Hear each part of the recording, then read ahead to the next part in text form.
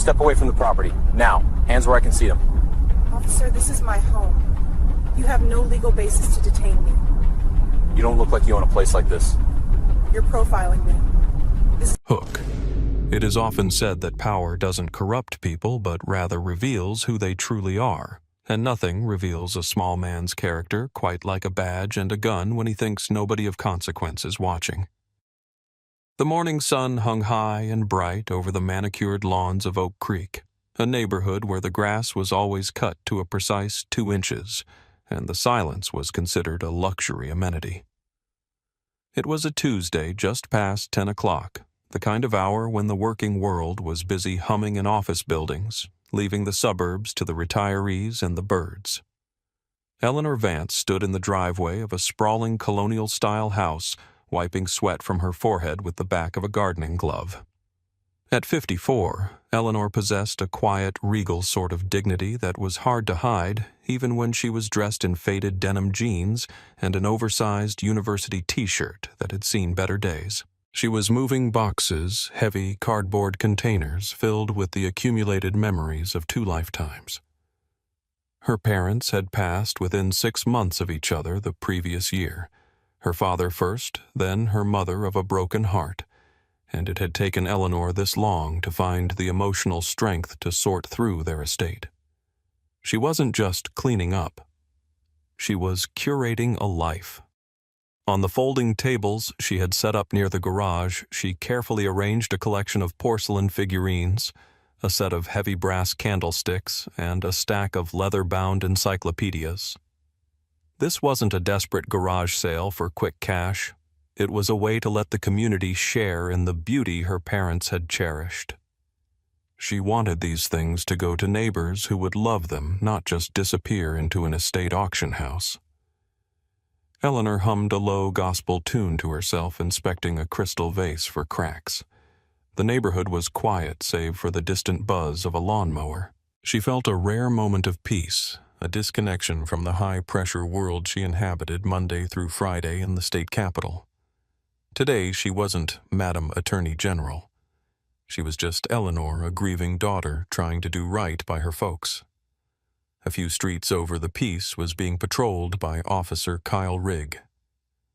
At 32, Rigg was a man who wore his uniform a little too tight, as if trying to remind everyone and himself of the muscles underneath. He had been on the force for 6 years, stuck in patrol while others moved up to detective or tactical units. Rigg blamed politics for his stagnation. In reality, it was his temperament. He was the kind of officer who saw every citizen as a potential suspect and every interaction as a challenge to his authority. He steered his cruiser slowly down Elm Street, his eyes scanning the driveways. He was bored. Oak Creek was too safe, too quiet. He craved action, something to validate the adrenaline that constantly simmered beneath his skin. He turned the corner onto Maple Drive, the most exclusive street in the precinct, and that's when he saw it. There was a beat-up station wagon parked in the driveway of the old Miller place, Eleanor's parents' house. And there, moving back and forth from the open garage to the driveway, was a black woman in old clothes handling expensive-looking goods. Rigg slowed the cruiser to a crawl. He didn't know the Millers had passed away.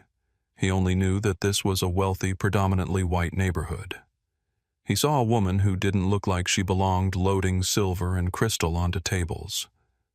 In his mind, the narrative wrote itself instantly. She wasn't a resident. She wasn't a neighbor. In Officer Rigg's prejudiced calculus, she was a scrapper or a looter, someone who had seen an open garage and decided to help herself to the family silver while the owners were at work. He felt a spike of excitement. This was it, a burglary in progress. He didn't run the license plate on the station wagon. He didn't check the property records. He just gripped the steering wheel, narrowed his eyes, and decided that he was going to be the hero who saved Oak Creek from the criminal element. Eleanor looked up as the black and white cruiser pulled sharply into the bottom of the driveway, blocking her station wagon. The gravel crunched loudly under the tires, a harsh sound that broke the morning serenity. She shielded her eyes against the sun, squinting at the vehicle. Her first instinct wasn't fear. She had worked alongside law enforcement for 30 years, but rather a mild confusion. She wasn't expecting any visitors, certainly not the police. The driver's door opened and Officer Rigg stepped out. He didn't adjust his hat or offer a wave. Instead, he rested his right hand deliberately near his holster, his posture stiff and combative. He walked up the driveway not with the casual stride of a community servant, but with the stalk of a predator cornering prey. "Morning, officer," Eleanor said, her voice calm and practiced. She pulled off her gardening gloves and placed them on the table next to the crystal vase. "Can I help you with something?" Rigg didn't return the greeting. He stopped 10 feet away from her, looking her up and down with a sneer of distaste. "Step away from the tables." He barked, his voice unnecessarily loud for the quiet suburban street. Eleanor paused, her brow furrowing slightly. "Excuse me. I said step away from the merchandise," Rigg repeated, closing the distance. "And keep your hands where I can see them." Eleanor didn't move. She stood her ground, her posture straightening. She had faced down corrupt judges and cartel lawyers. A rude patrol officer wasn't going to rattle her. "Officer, I am setting up a yard sale. This is my property." "Is there a problem?" "Your property?" Rigg let out a short, incredulous laugh. He looked at the stately brick house behind her, then back at her stained t-shirt and jeans. "You expect me to believe you own this house? This acts as a pretty nice neighborhood for someone like you." The insult was thinly veiled, but Eleanor caught it. She kept her face neutral. "Someone like me. And what exactly does that mean? Officer—" "Don't play games with me," Rigg snapped, pointing a finger at her. "We've had reports of suspicious activity in the area. Porch pirate scrappers looking for an easy score. Now you're going to tell me what you're doing with all this expensive stuff, or we're going to have a problem." "There have been no reports," Eleanor stated flatly. She knew the precinct commander personally. She received the weekly crime stats on her desk every Monday morning. Oak Creek hadn't had a burglary report in 6 months. And even if there were, standing in a driveway is not a crime. If you want to see my identification, you can ask for it politely. I don't ask politely when I catch someone red-handed." Rigg retorted, his face flushing pink. He stepped into her personal space, using his height to try and intimidate her. "Let's see some ID. Now. And proof of residence. If you can't produce a utility bill or a deed, I'm assuming this stuff is stolen." "I don't carry my deed in my gardening pocket," Eleanor said, her voice dropping an octave, becoming steelier. "My purse is inside the house. I am happy to go get my identification, but I will not be spoken to like a criminal in my own driveway." "You're not going inside anywhere." Rigg moved to block her path to the front door. "You think I'm stupid? You go in there, you lock the door, or maybe you grab a weapon. You stay right here." Eleanor took a deep breath, calculating her next move. She could see the neighbors, Mr. and Mrs. Henderson, peering out from their window next door. They were in their 80s and likely terrified. She didn't want to cause a scene that would upset them, but this officer was crossing lines that were legally and ethically inviolable. "Officer," she said, reading the nameplate on his chest. "Officer Rigg, you are making an assumption based on optics, and it is a very dangerous assumption. I suggest you lower your voice and listen to me before you escalate this any further." "I'm the one asking the questions," Rigg yelled, his hand twitching over his baton. "Turn around. Now." Eleanor did not turn around. Instead, she crossed her arms, a universal sign of non-compliance that made Rigg's eye twitch. "Officer Rigg," she began, her tone shifting from casual citizen to the authoritative cadence she used in the courtroom. "Under the Fourth Amendment, you are required to have reasonable suspicion that a crime has been, is being, or will be committed to detain me. Standing in a driveway with household goods does not meet that threshold, unless you have an articulable fact that links me to a specific crime. This is a consensual encounter, and I am asking you to leave my property." Rigg blinked. He hadn't expected legal code. He had expected begging or running or screaming. The fact that this woman in dirty jeans, was quoting the Constitution to him felt like a slap in the face. It made him feel small, and for a man like Kyle Rigg, feeling small was the ultimate trigger for rage. "Oh, we got a jailhouse lawyer here," Rigg sneered, shaking his head. "You memorize that off a TV show. Let me tell you how it works in the real world. In the real world, when a police officer tells you to do something, you do it. You don't give me a lecture." "It isn't a lecture, it is the law," Eleanor corrected him, her eyes locking onto his. "And you swore an oath to uphold it, not to trample on it because you don't like the way I look. I am telling you for your own sake to check the registration on that vehicle in the driveway. If you run the plate, you will see exactly who I am." "I don't need to run a plate to know a thief when I see one." Rigg spat. He was too far in now to back down. If he went back to his car to check the computer, he felt he would be conceding defeat to this woman. His ego was driving the car, and it was speeding toward a cliff. "You're resisting a lawful order. That's an arrestable offense." "It is not a lawful order if the detention itself is unlawful," Eleanor said calmly. "And contempt of cop is not a crime in this state, officer." "That's it," Rigg growled. He unclipped his radio from his shoulder. "Dispatch, send me a backup unit to 404 Maple Drive. I've got a suspect refusing to comply. Possible burglary in progress. Suspect is belligerent." He looked at Eleanor with a smug grin, thinking the show of force would scare her. "Now you're in trouble. When the other guys get here, we're going to search this whole place. And if I find one single thing that doesn't have your name on it, you're going downtown." Eleanor looked at him with something resembling pity. "You are calling for backup, good. Make sure you ask for a supervisor. In fact, I believe Chief Harrison is on duty today. Why don't you get him on the line?" Rigg laughed, a harsh barking sound. "The chief. You think the chief of police has time for a low-level scrapper like you? You really are delusional. You probably think you know the president, too." "I don't know the president," Eleanor said evenly. "But I have lunch with Chief Harrison once a month, and he is actually scheduled to meet me here in about 10 minutes to discuss the new community policing initiative. An initiative, I might add, that is designed to prevent exactly this kind of harassment." Rigg hesitated for a split second, a flicker of doubt crossing his eyes. But he looked at her again. The messy hair, the sweat, the old clothes. No. Impossible. A woman who knew the chief wouldn't be hauling boxes on a Tuesday morning looking like this. She was bluffing.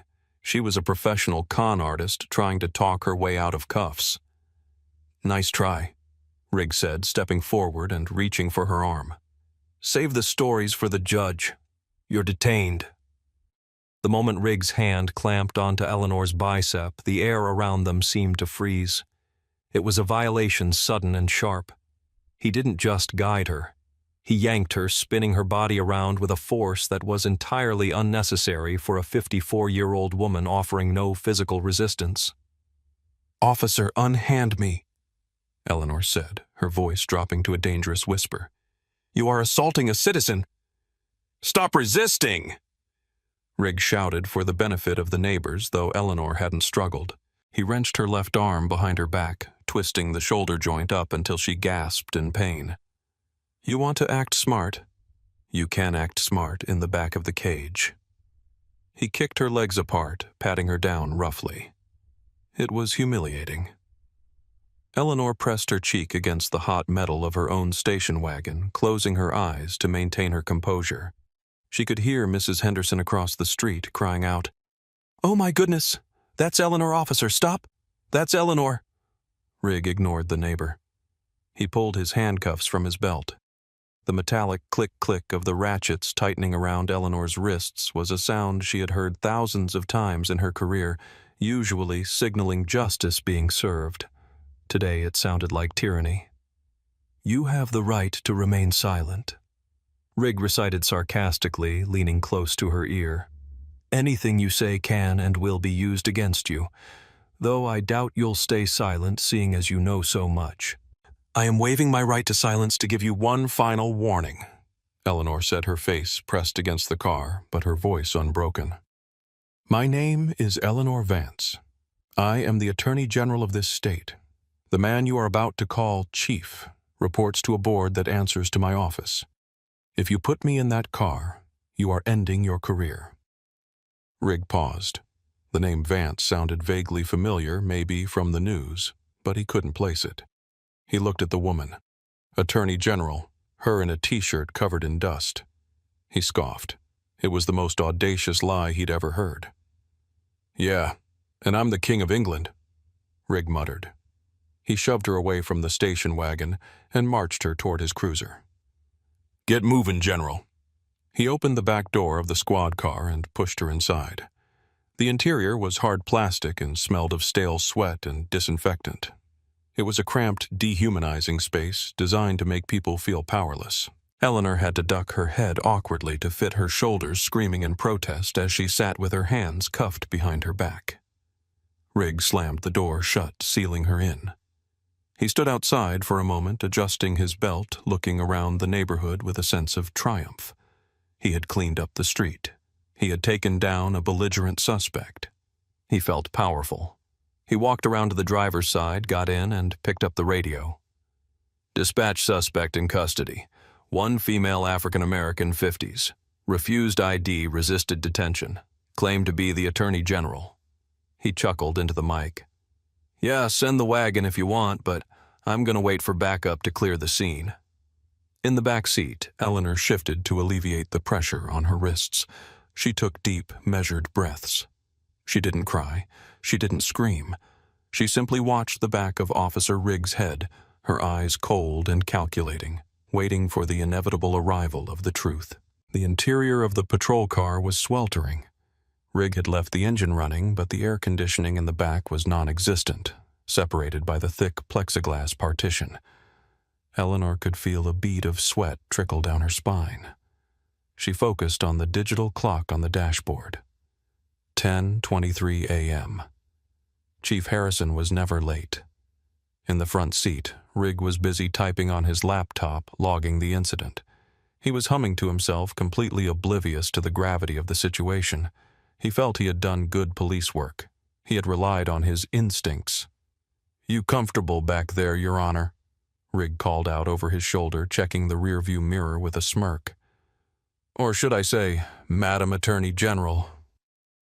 Eleanor met his eyes in the mirror. She said nothing. Her silence was heavier than any shout could have been. It unnerved him slightly, but he brushed it off. "Yeah, quiet now. That's what I thought," Rigg muttered. Suddenly, another vehicle turned onto Maple Drive. It wasn't a standard patrol car. It was a black Chevy Tahoe with discreet government plates and tinted windows. Rigg perked up. He recognized the chief's detail. "Looks like the cavalry is here," Rigg said, opening his door. "And look at that, the chief actually came. Must have been in the area. Wait till I tell him I caught an impersonator." Rigg stepped out of his vehicle, adjusting his hat to look professional. He checked his reflection in the side mirror, wiped a smudge off his badge, and walked toward the Tahoe as it rolled to a stop behind his cruiser. Chief Harrison stepped out. He was a tall man in his early 60s, with silver hair and a weary but kind face. He was dressed in his dress uniform, holding a leather portfolio. He looked at the scene with confusion. He saw the open garage, the boxes on the table, and Rigg's cruiser with its lights flashing. "Officer Rigg?" Harrison asked, frowning. "What's going on here? I have a meeting at this address." Rigg puffed out his chest. "Good morning, Chief. I secured the scene for you. Caught a burglar in the act. She was loading goods out of the garage. No ID, refused to cooperate, became combative." Harrison looked at the house. "A burglar? At the Miller estate?" "Yes, sir." Rigg nodded enthusiastically. "She was giving me a hard time, shouting legal nonsense, claiming she lived here. Even tried to tell me she was the Attorney General. Can you believe the nerve?" Harrison froze. The color drained from his face so fast it looked like he might faint. He dropped the leather portfolio on the asphalt. "She said." "She was who?" Harrison whispered, his voice trembling. "The Attorney General." Rigg laughed, thumbing back toward his car. "She's in the back of my unit right now. I was just about to transport her." Harrison didn't speak. He didn't breathe. He shoved past Rigg, nearly knocking the younger officer over, and sprinted toward the patrol car. "Chief?" Rigg asked, confused. "Chief, be careful, she's feisty." Harrison ignored him. He reached the back door of the cruiser and yanked it open. When the door swung open, the heat from the car spilled out, followed by the icy stare of Eleanor Vance. She sat awkwardly, her wrists still bound behind her. Her t-shirt twisted her hair, slightly mussed, but her eyes were sharp enough to cut glass. "Eleanor," Harrison breathed, his voice choked with horror. "My God, Eleanor, I'm so sorry." "Hello, Robert," Eleanor said coolly. "You're 3 minutes late." I... Harrison was stammering, his hands shaking as he reached in to help her out. "Where are the keys, Rigg? Get over here with the keys. Now." The scream from the chief was so primal, so filled with rage and panic that Rigg jumped. He ran over, fumbling for his keys. "Chief, what's wrong? She's a suspect. Unlock these cuffs immediately." Harrison roared, his face turning a dangerous shade of purple. "Do it now before I rip them off with my bare hands." Rigg, bewildered and terrified, jammed the key into the cuffs. His hands were shaking because he could sense the tectonic shift in the atmosphere. The metal clicked open. Eleanor brought her arms forward, rubbing the deep red indentations on her wrists. She groaned softly as blood flow returned to her hands. She stepped out of the car, standing to her full height. She didn't look at Rigg. She looked at Harrison. "Robert, I want you to secure this officer's weapon," Eleanor said. Her voice was not loud, but it carried the weight of a gavel striking a block. "Done," Harrison said. He turned to Rigg. The chief's eyes were cold. "Officer Rigg, surrender your sidearm and your badge. Immediately." "Chief." Rigg's voice cracked. He looked from Harrison to the woman in the dirty t-shirt. "I don't understand. She's a looter. She didn't have ID." "You idiot," Harrison hissed, stepping into Rigg's face. "This is Eleanor Vance, the state attorney general. She owns this house. She grew up in this house." Rigg felt the world spin. The blood rushed from his head. He looked at Eleanor again. The face. He had seen it on the news, in a suit behind a podium announcing indictments. But here in the yard, he had only seen color and clothes.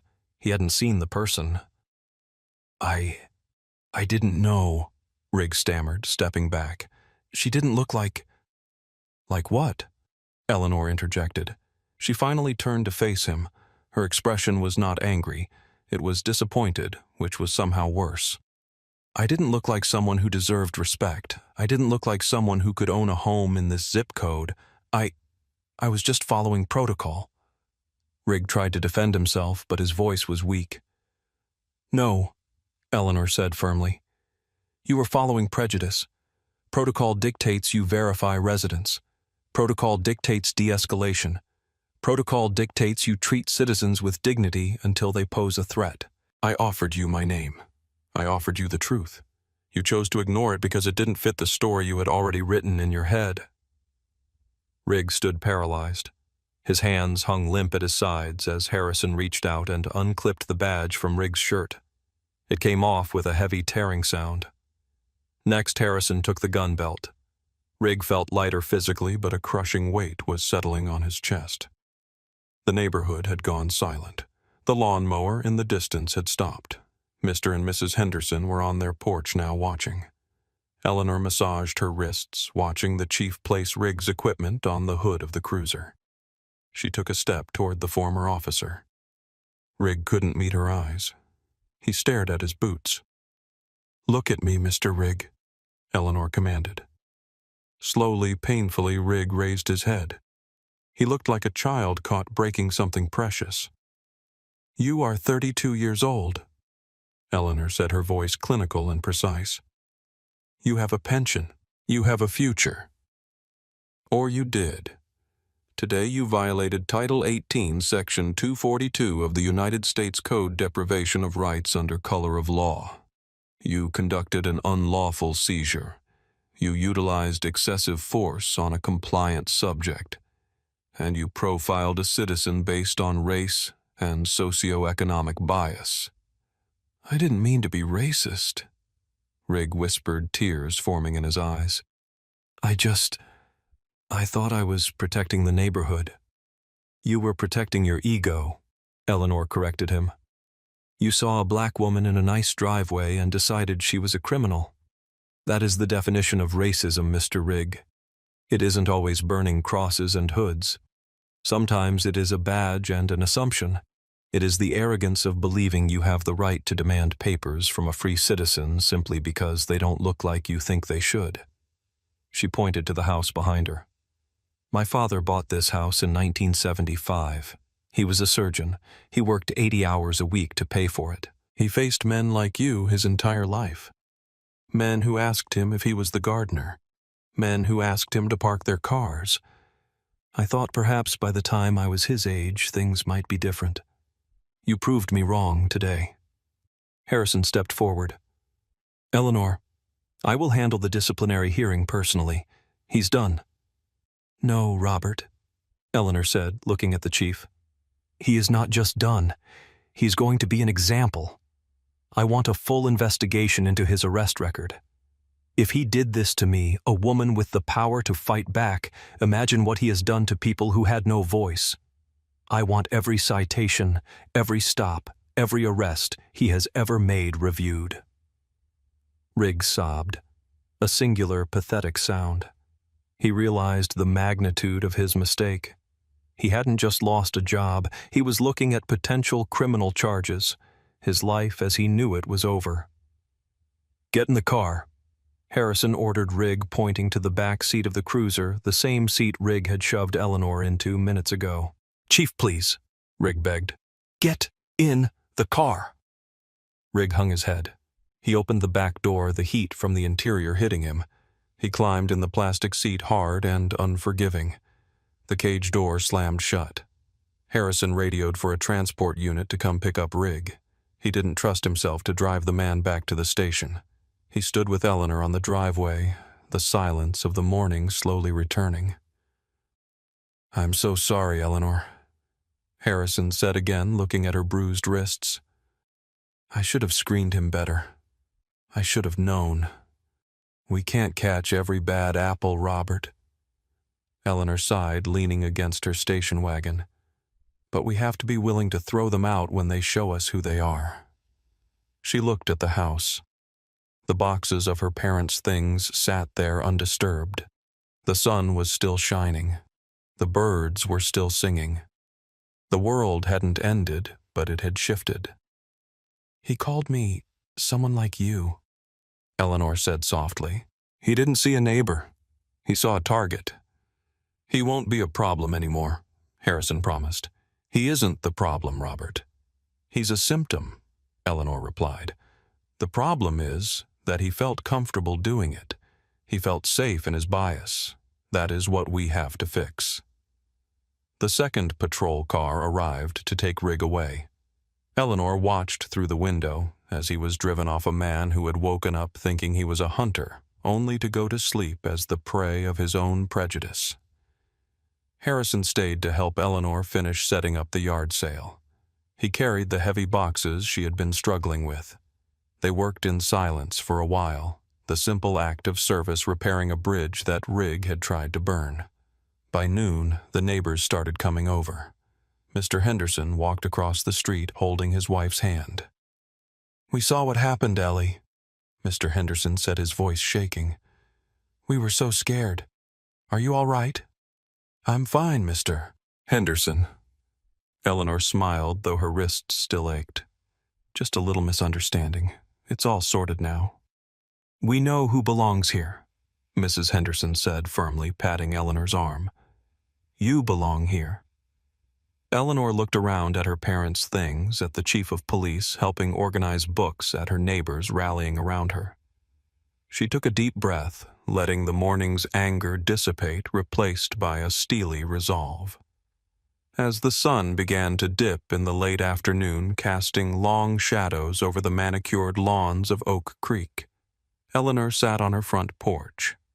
The badge is a heavy thing to carry. It grants authority, yes, but it demands a character strong enough to wield it without crushing those it is meant to protect. Today, arrogance met justice. But how many times does arrogance win? How many times is there no Chief Harrison to arrive at the perfect moment? How many times is the woman in the driveway just a woman without a title to shield her? We must judge people by the content of their character, not the clothes on their back or the color of their skin. Respect is not something to be metered out based on status. It is a default setting for humanity. What do you think Officer Rigg deserved? Was losing his job enough, or should he face charges? And have you ever been judged by your appearance? Let me know in the comments below. I read every single one. Step away from the vehicle, now. You don't look like you belong here. That's my name on the sign, officer. I just worked 18 hours saving lives. I don't care what you say you are. Drop the keys. Hands on the hood. Am I being detained for a crime or just for being black in my own parking spot? Last warning, don't make this worse. You already did. The high-definition security camera mounted on the northwest corner of St. Jude's Medical Center caught the entire sequence in crystal-clear 4K resolution. It was a crisp, bright Tuesday morning, the sun just beginning to burn off the dew on the manicured hedges lining the physician's lot. And Officer Kyle Miller, 29 years old and brimming with the confidence of a man who had never been told no, had absolutely no idea that the woman he was stalking across the asphalt was the only reason the mayor's son was still alive after a motorcycle crash 3 months prior. The woman walking toward the silver BMW 7 Series was Dr. Elena Harper. She moved with a slow, deliberate gait, the kind born of bone-deep exhaustion. At 58 years old, Elena was an institution within the city's medical community. She was the director of emergency medicine, a double board-certified trauma surgeon who had just completed a brutal 18-hour shift. She had spent the night pulling bullets out of chests, setting compound fractures, and holding the hands of dying men.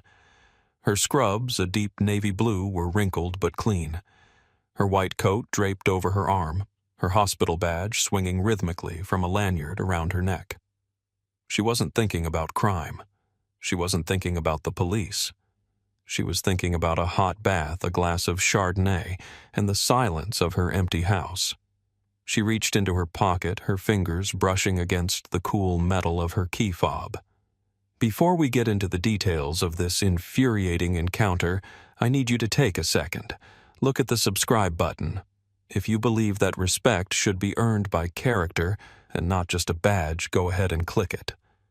And drop a comment below. Tell me, have you ever been judged solely on how you look? I want to know your story. Because what happened to Dr. Harper happens far too often, and usually there aren't cameras rolling. Officer Miller was on a proactive patrol. That's what his sergeant called it. In reality, Miller was bored. He had transferred to this district 4 months ago looking for more action than his previous suburban post offered. He saw a black woman in loose-fitting clothes walking among Porsche's Teslas and Mercedes Benzes. To his mind, conditioned by biases, he would vehemently deny having, she didn't fit. She didn't look like the doctors he saw on TV. She looked like help, or worse, an opportunist looking for an unlocked door. He didn't see the stethoscope peeking out of her pocket. He didn't see the director of medicine embroidery on the white coat she carried. He only saw skin color and a luxury car. He tapped the steering wheel of his cruiser, swung the vehicle around, and hit the lights just a quick flash enough to startle. Dr. Harper paused. She didn't run.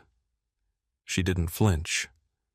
She simply turned her head, her eyes narrowing behind her prescription glasses.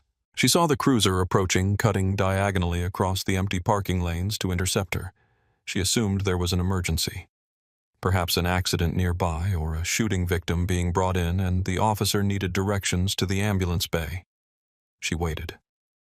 Miller rolled his window down as he pulled up alongside her, blocking her path to the driver's side door of the BMW. He didn't offer a greeting. He didn't ask if she worked there.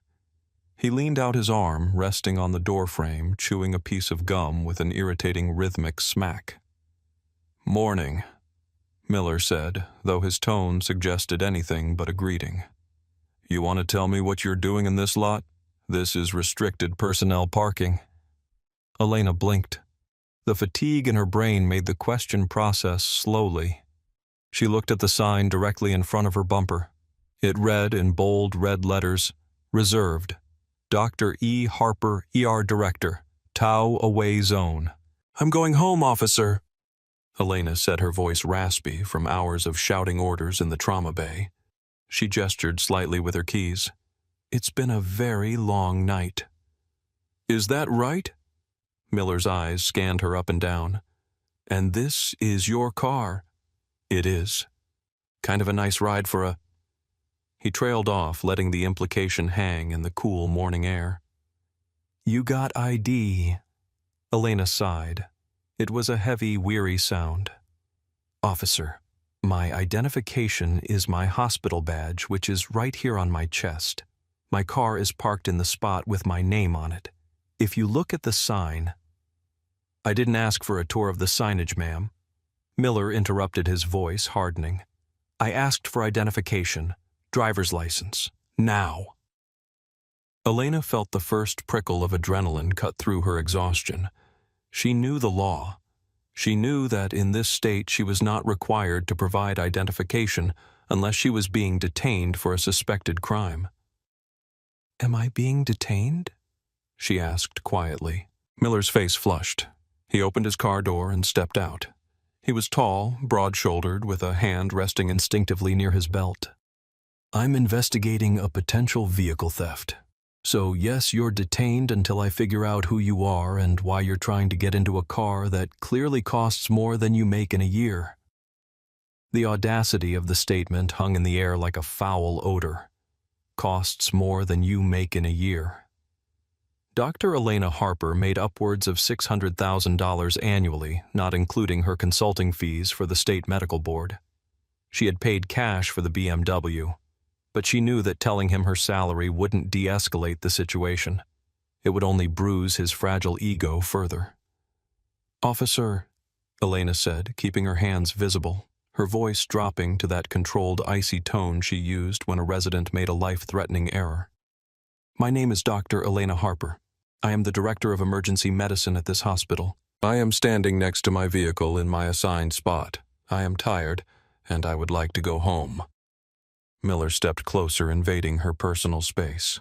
He was close enough that she could smell the stale coffee on his breath. "Step away from the vehicle," he commanded. "Put your hands where I can see them." "My hands are visible," she replied, holding them out. She was holding her keys in her right hand and her folded white coat in her left. "Drop the keys. Put the coat on the hood." "I am not going to put my clean coat on a dirty hood, and I am not dropping my keys. You have no reasonable suspicion to stop me. You are profiling me." "I said, drop the keys," Miller shouted. His hand moved to his radio. "Dispatch, I've got a non-compliant female, possible 10 to 16 in the north lot." Elena shook her head slowly. "You are making a mistake. A very expensive mistake." "Don't threaten me," Miller snapped. "You think because you bought some scrubs at a thrift store you can just walk in here? I know the staff here. I know Dr. Eris. I know Dr. Levinson. I've never seen you." "That is because Dr. Eris and Dr. Levinson are cardiologists who work 9 to 5, Elena said, her patience fraying. "I work the trauma pit. I work overnight. Now, if you are done harassing me, I am going to get in my car." She made a move to turn toward the door handle. It was a simple movement, non-threatening, just a woman turning to enter her property.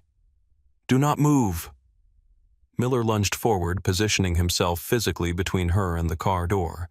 His hand went to the taser on his belt, unholstering it but not pointing it yet. "You are interfering with a police investigation." "There is no investigation." Elena's voice rose for the first time, echoing off the concrete walls of the hospital wing. "There is no crime. Look at the badge." She lifted the lanyard. It had her photo, her name, her title. It even had a holographic seal of the medical center. Miller glanced at it but didn't actually read it. He had already decided she was a fake.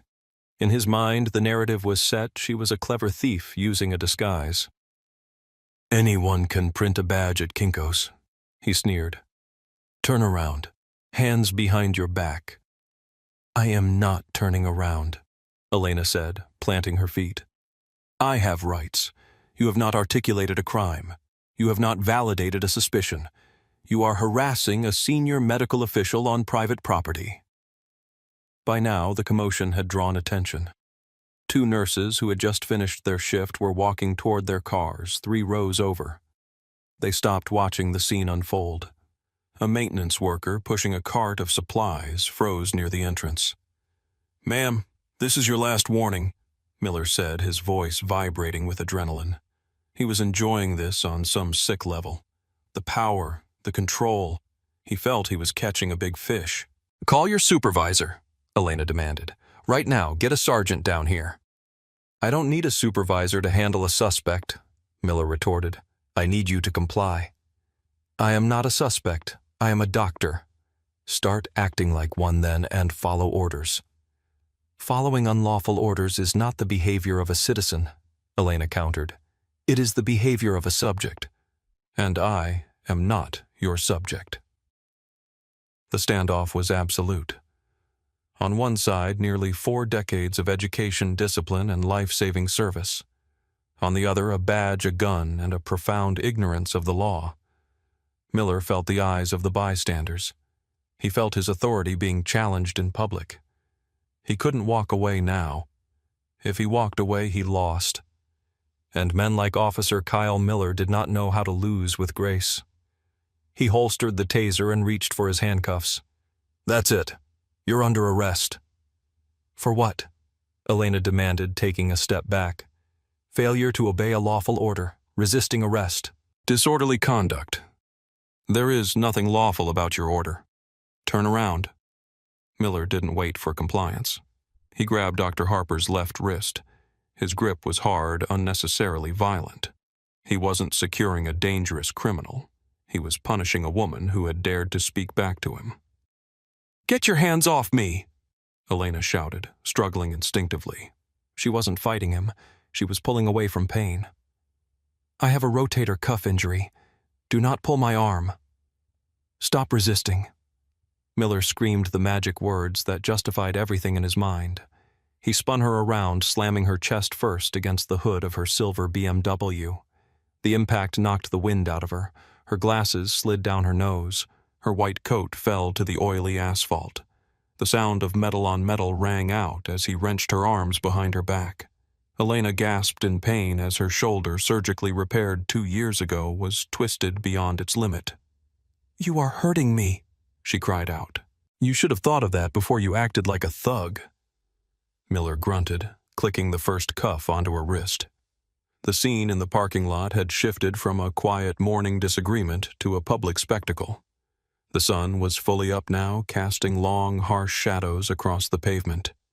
Dr. Elena Harper's face was pressed against the hot metal of her car hood, the grit of the road digging into her cheek. She could feel the cold steel of the handcuffs biting into the soft tissue of her wrists, tightening with every micro-movement she made. "I can't breathe," Elena gasped, turning her head to the side to get air. "You're pressing on my diaphragm." "If you can talk, you can breathe." Officer Miller recited a line he had heard in movies rather than one taught in the academy. He leaned his weight into her back, pinning her down. He was breathing hard, the adrenaline dump making his hands shake slightly as he double-locked the cuffs. From the sidewalk, the 2 nurses who had been watching were now running toward them. One of them was Brenda, a charge nurse who had worked with Dr. Harper for 15 years. She was a formidable woman in her own right, wearing a bright pink cardigan over her scrubs. "Hey! Hey! What the hell are you doing?" Brenda screamed, waving her arms. "Get off her!" Miller whipped his head around his hand, instinctively dropping to his pepper spray canister. Back up right now, or you're next." "That is Dr. Harper," Brenda yelled, ignoring the threat. She stopped about 10 feet away, pulling out her cell phone and hitting record. "That is the medical director. You are arresting the head of this hospital." "She's a suspect in a grand theft auto investigation," Miller shouted back, his voice cracking slightly. He was committed now. There was no turning back, even if a small voice in the back of his head was starting to whisper that he had made a catastrophic error. His ego shouted louder.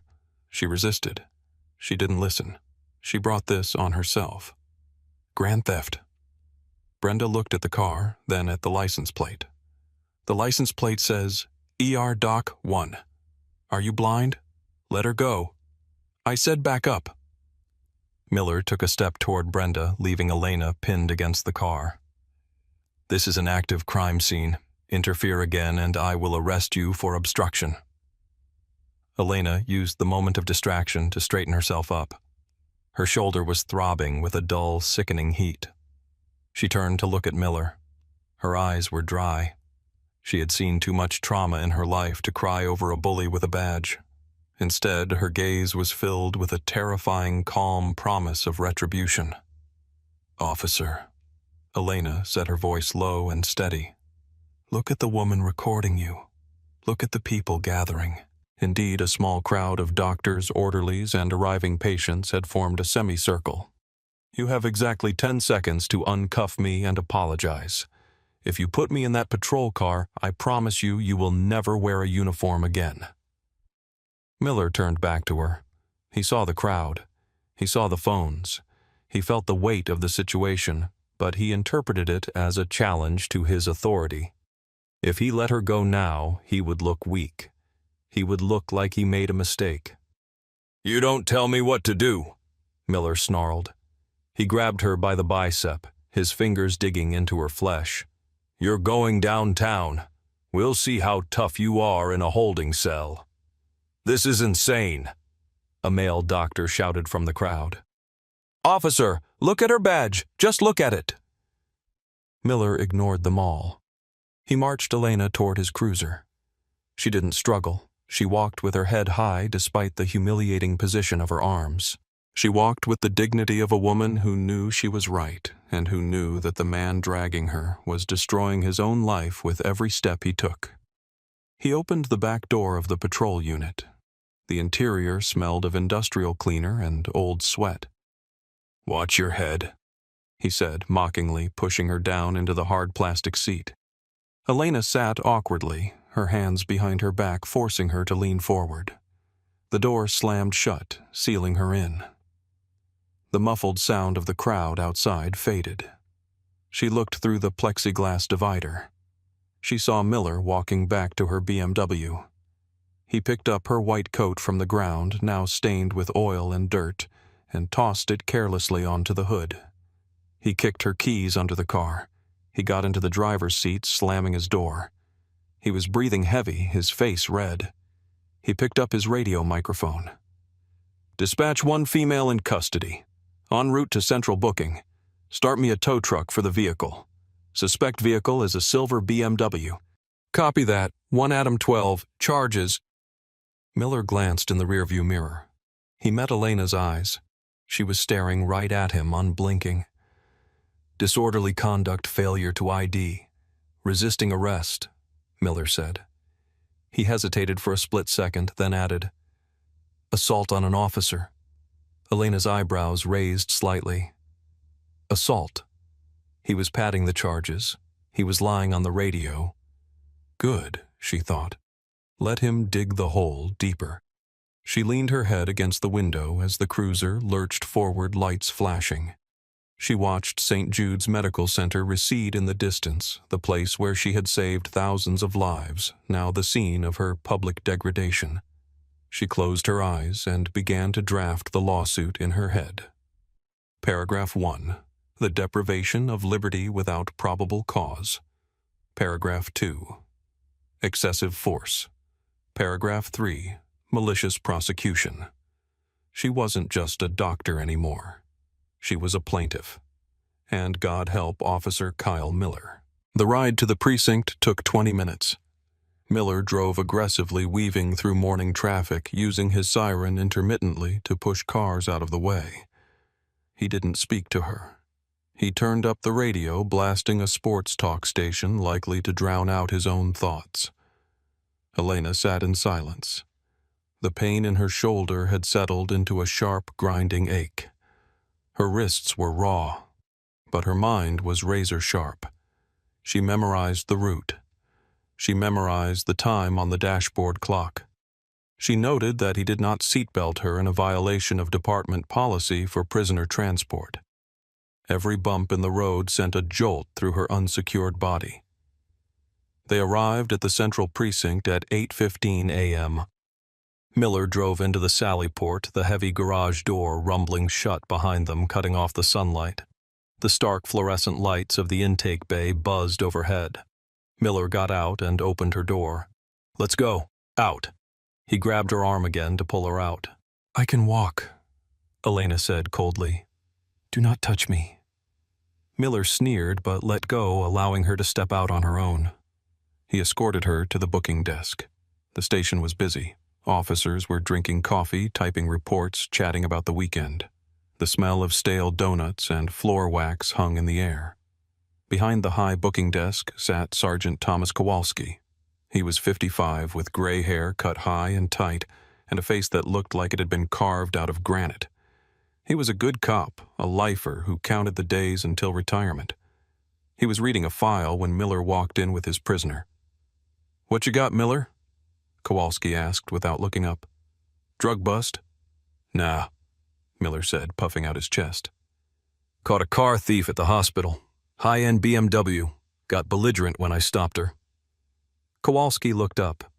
He saw the small, well-dressed black woman in scrubs. He saw the expensive glasses. He saw the posture. And then he looked closer.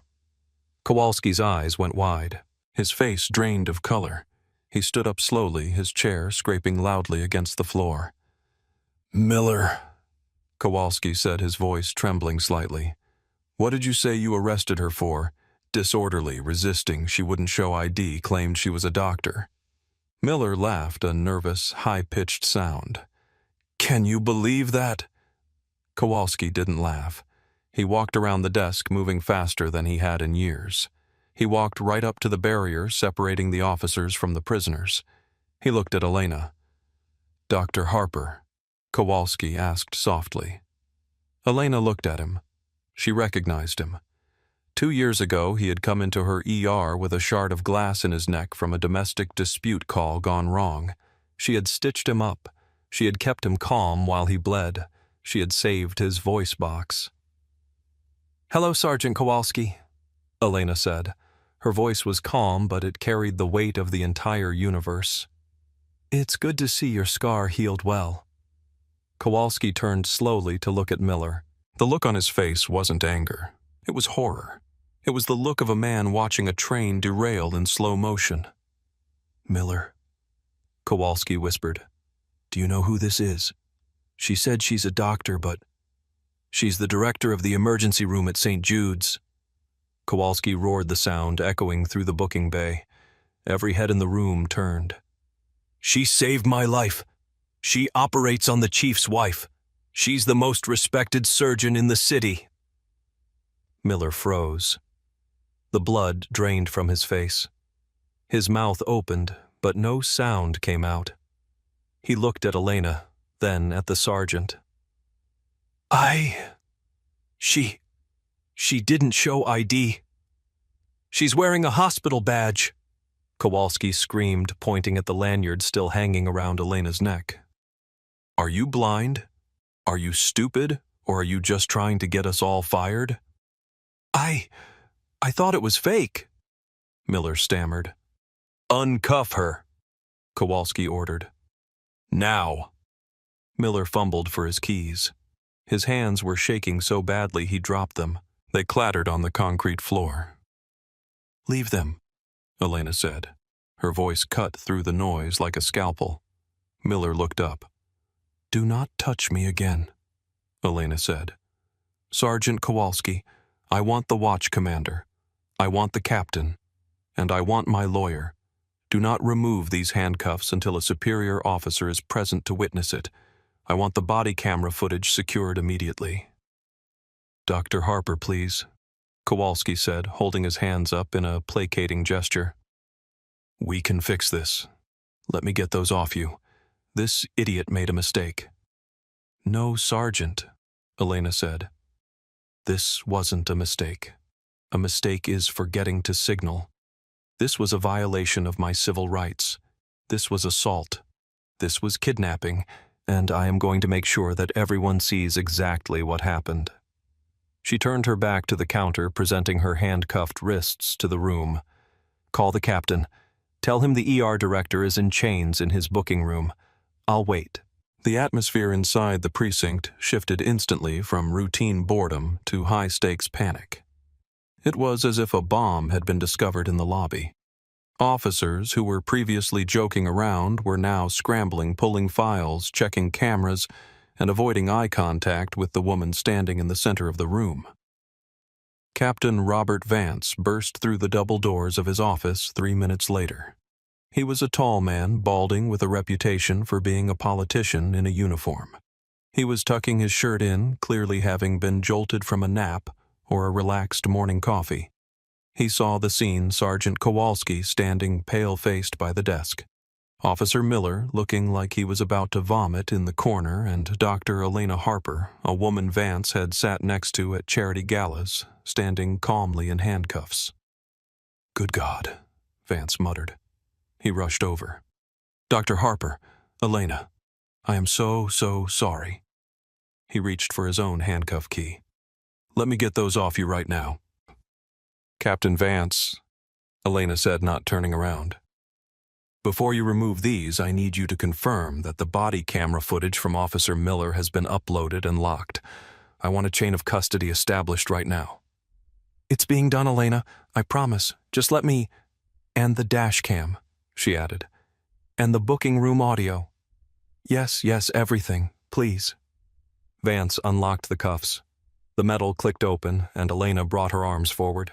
She winced, rolling her shoulders. Deep red indentations circled her wrists. Her skin was chafed and bruised. She rubbed her wrists slowly, looking directly at the captain. "I want to file a formal complaint," she said. "We will handle this internally, Elena. You know we will. Miller he's new. He's aggressive. We'll deal with him." "No." She shook her head. "I want to file a criminal complaint. Assault. False imprisonment. And I am filing a federal civil rights lawsuit against this department and Officer Miller personally." And Vance sighed, running a hand over his face. "Elena, can we go to my office? Can we sit down, get you some water? There's no need to make this a federal case right this second."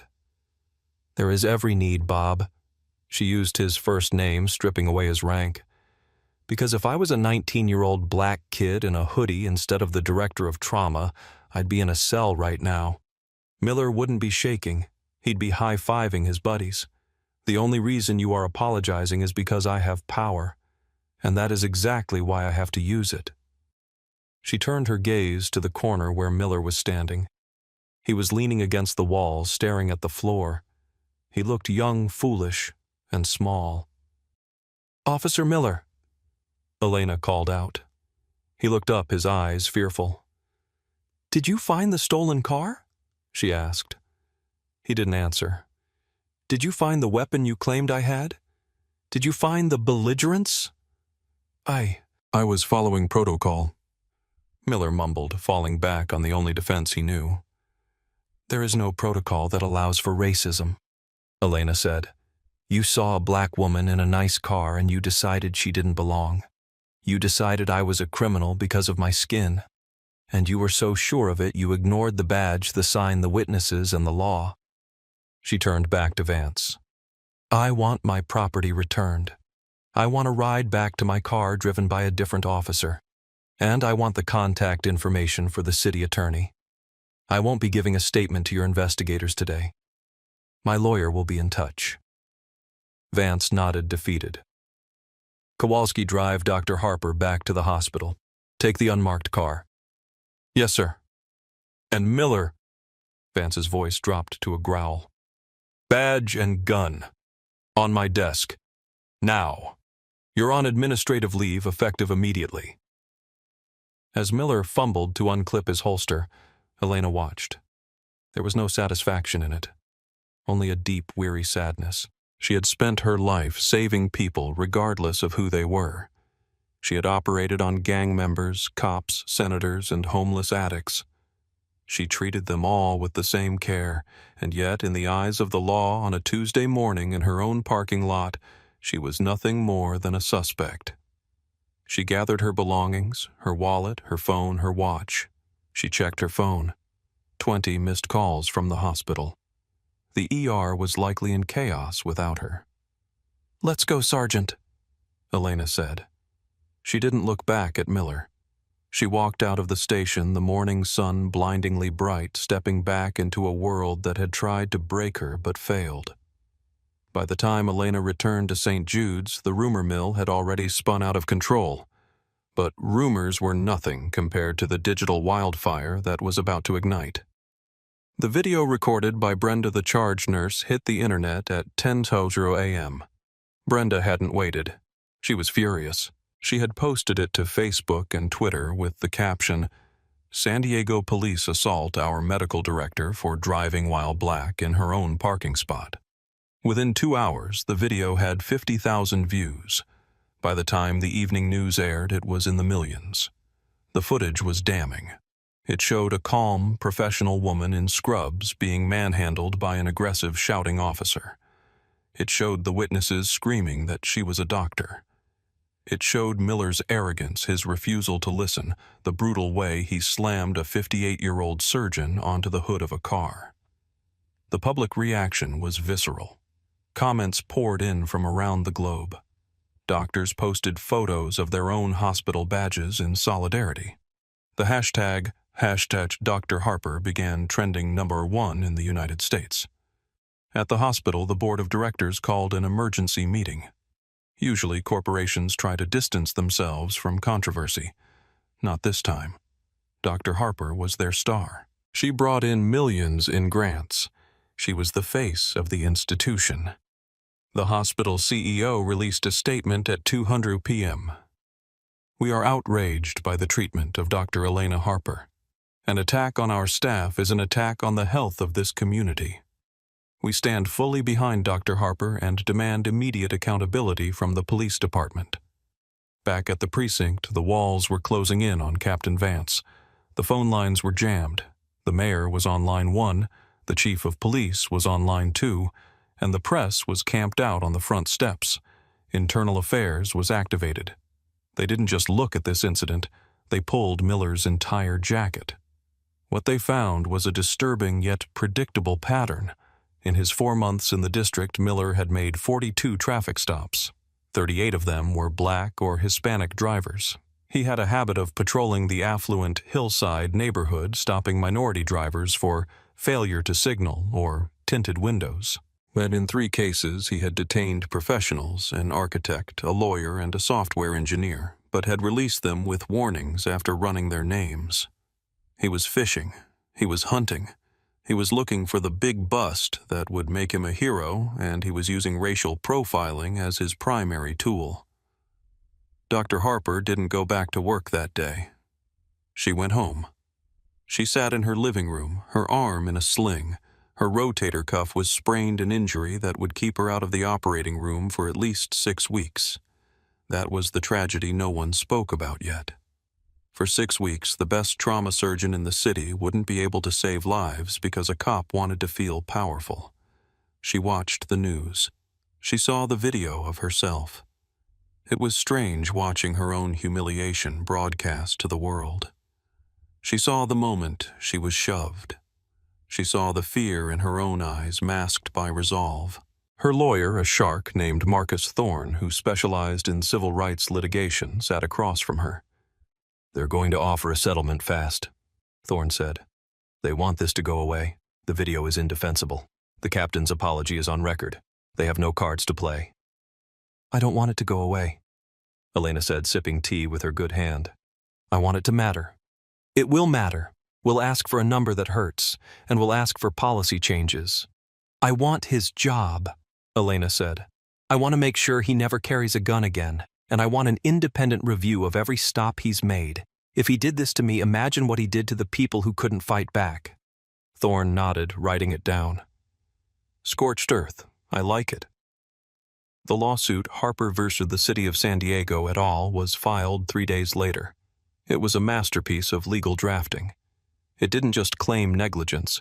It claimed a systemic failure to supervise. It alleged that the department knew Miller was a liability and did nothing. The city attorney took one look at the complaint, then watched the body camera footage, which had now been released to the public due to a Freedom of Information Act request, and nearly fainted. The body cam audio was worse than the bystander video. You could hear Miller muttering to himself before the stop. "Look at this. Flashy wheels. Probably a dealer's girlfriend." That single sentence muttered under his breath but captured by the microphone was the nail in the coffin. It proved racial bias beyond a shadow of a doubt. It destroyed any defense of good faith error. The media storm was relentless. Good Morning America wanted an interview. CNN had a roundtable discussing the criminalization of black success. Dr. Harper declined them all. She let her lawyer do the talking. She stayed private, focusing on her physical therapy. Every day she couldn't operate was a torment. She heard about cases at the hospital, a multi-car pileup, a construction accident where her hands were needed. Her colleagues covered for her, but the department felt her absence. 6 weeks passed. The internal investigation concluded. The findings were leaked to the press before they were even on the chief's desk. Officer Kyle Miller violated department policy, 402 Detainment Policy, 301. Use of Force and Policy, 804, Professional Conduct. The investigation sustains the allegation of bias-based policing. The report recommended termination. But in a unionized environment, termination is rarely simple. Miller's union rep went on TV claiming Miller was a young officer who made a split-second decision in a high-stress environment, and that he was being scapegoated by the woke mob. That statement backfired.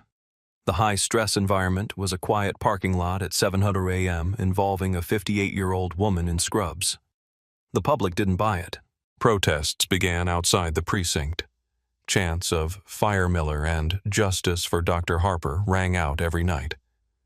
The mayor had enough. He called the city attorney. "Cut the check," he said, "and get rid of him. I don't care what the union says. If he stays, the city burns." Negotiations began. The city offered $500,000. Thorne laughed and walked out of the room. They came back with $800,000. Thorne said, "Add a zero or we go to trial and put Miller on the stand on live TV." They didn't want Miller on the stand. They didn't want the jury to hear him explain why he thought a black doctor was a drug dealer's girlfriend. The settlement was finalized 4 months after the incident. The city of San Diego agreed to pay Dr. Elena Harper $1.2 million in damages. But the money was the footnote. The real victory was in the consent decree attached to the settlement. The department agreed to implement a new interaction protocol for hospital zones.